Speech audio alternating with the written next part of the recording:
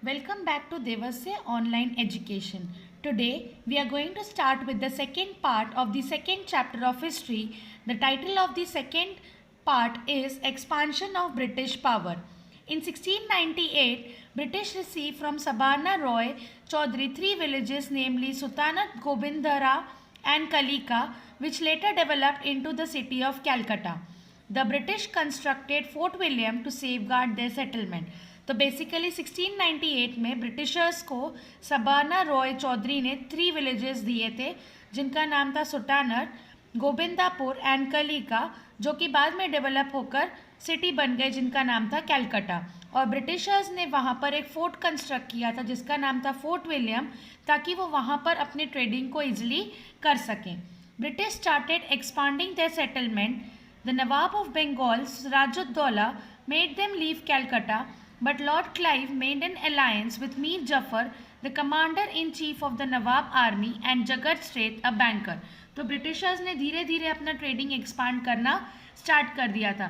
तो जैसे ही नवाब ऑफ बंगाल को ये चीज़ पता चली तो उन्होंने ब्रिटिशर्स को इमीडिएटली कैलकाटा छोड़ने के ऑर्डर्स दिए, बट लॉर्ड क्लाइव ने एक अलायंस मतलब एक चाल चली मीर जफर के साथ। मीर जफर जो थे वो सिराजुद्दौला के कमांडर जनरल थे और नवाब आर्मी के हेड थे, और जो जगत सेठ थे वो उनके बैंकर थे।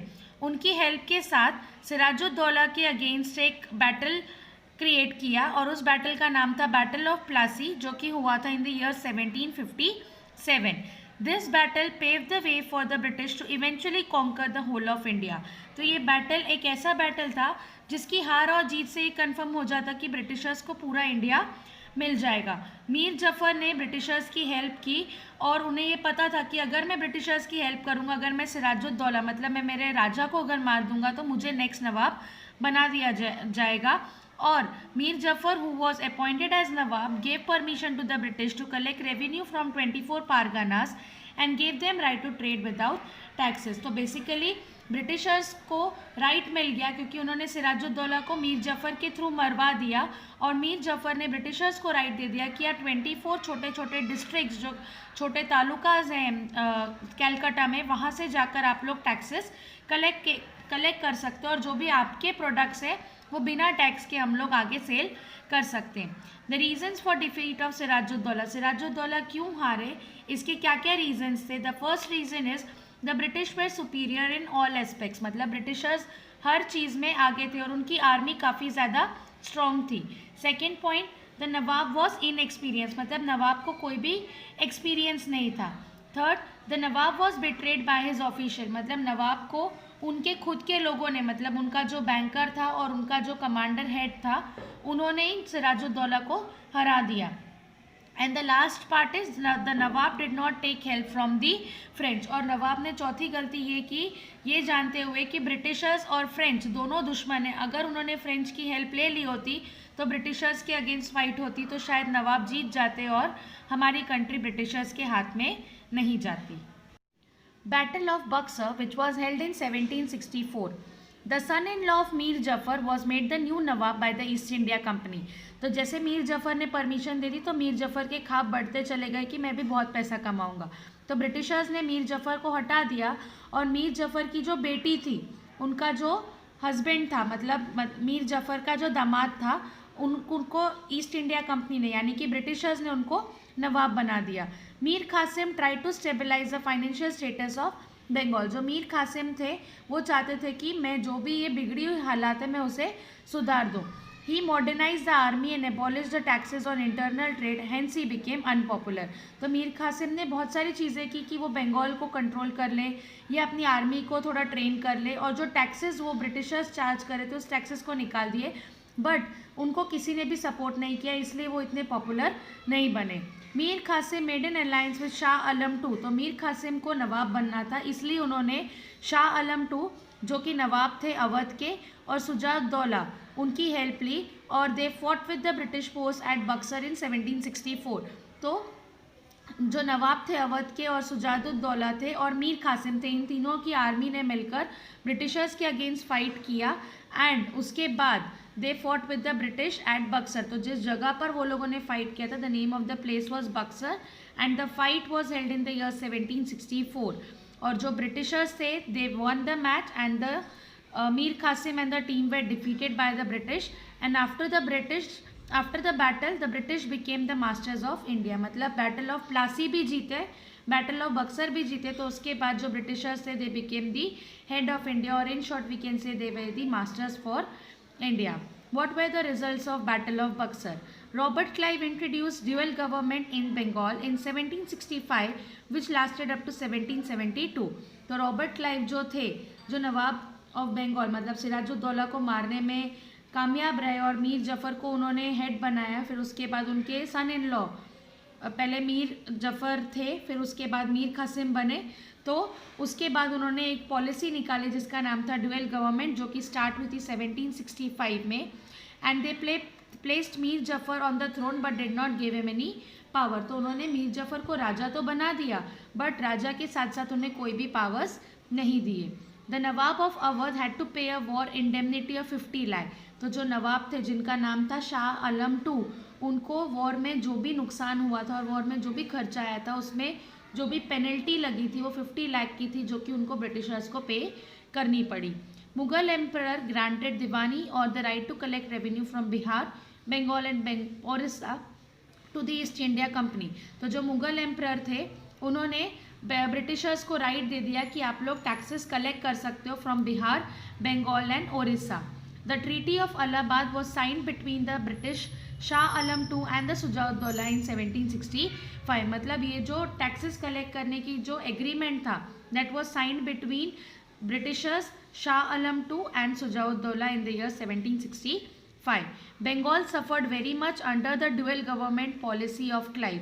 बंगाल ने बहुत सफ़र किया क्योंकि बंगाल को राजा तो मिल गया था पर राजा को कोई भी राइट नहीं मिला था, और सारे के सारे पैसे और सारा taxes were in the hands of the Britisher. The situation also became worse due to famine. Famine मतलब सूखा पड़ गया था, ज़मीन पे कोई क्रॉप एग्रीकल्चर और कल्टिवेशन नहीं हो पा रही थी, तो उनको टैक्सेस भी पे करने पड़ रहे थे. तो इसकी वजह से Bengal was suffering very much during the time of British rule.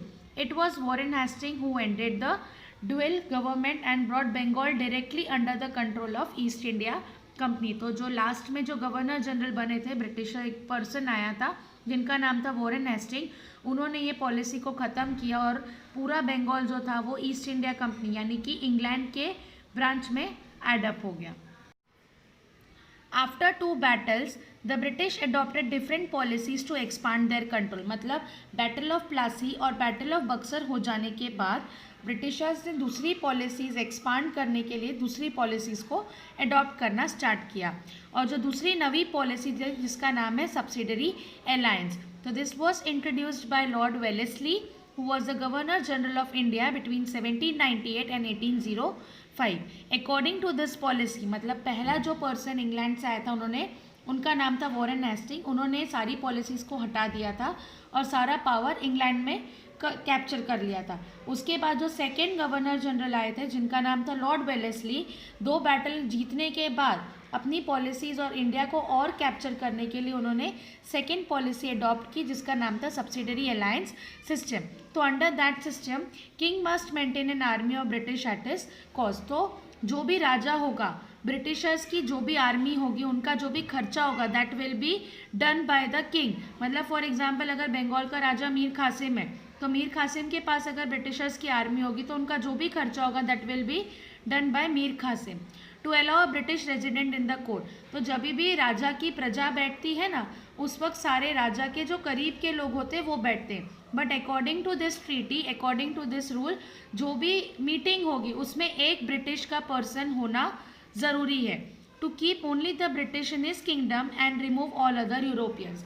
मतलब पूरे किंगडम में ब्रिटिशर्स ही होने चाहिए, यूरोपियन पर्सन एक भी नहीं होना चाहिए.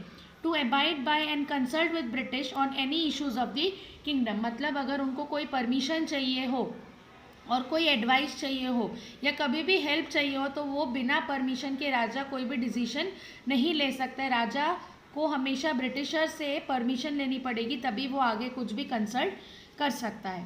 In written of the above condition, British promised to protect the state from any other invasions. Under this alliance, the ruler lost his independence. तो ये सब के बावजूद भी ब्रिटिशर्स जो थे उन्होंने प्रॉमिस किया कि हम लोग स्टेट को प्रोटेक्ट करेंगे और स्टेट को कुछ भी नहीं होने देंगे।